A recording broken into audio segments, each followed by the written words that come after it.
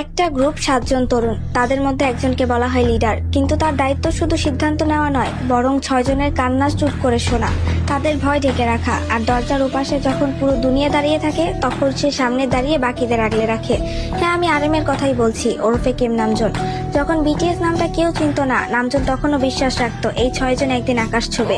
যখন Jungkook confidence হারিয়ে ফেলতো, নামজুন তাকে বলতো, তুমি পারবে, তুমি আমাদের গর্ব। যখন তাইয়াং আবেগে ভেঙে পড়তো, নামজুন চুপচাপ তার পাশে বসে থাকতো, একটা কথাও বলতো না, কিন্তু জানিয়ে দিত তুমি একা না। যখন জিন নিজেকে অবমূল্যায়ন করতো, সে বলতো, তুমি শুধু হ্যান্ডসাম না, তুমি আমাদের ব্যালেন্স। যখন ইয়ঙ্গি নিজের দুঃখ গানে ঢেলে দিত, নামজুন তাকে বলতো, তোমার ব্যথা আমরা আমাদের শক্তি বানাবো। হোসেওকের ভয় যখন তাকে থামিয়ে রাখতো, নামজুন ছায়ার মতো তার পাশে দাঁড়াতো। আর জিমিনের চোখে যখন অশ্রু আসতো, নামজুন এক ভাইয়ের মতো তার পাশে গিয়ে তার হাত ধরতো। সে কখনো নিজের কষ্টগুলো দেখায়নি, কারণ তার কাছে লিডারশিপ মানে সবার আগে নিজেকে নয়,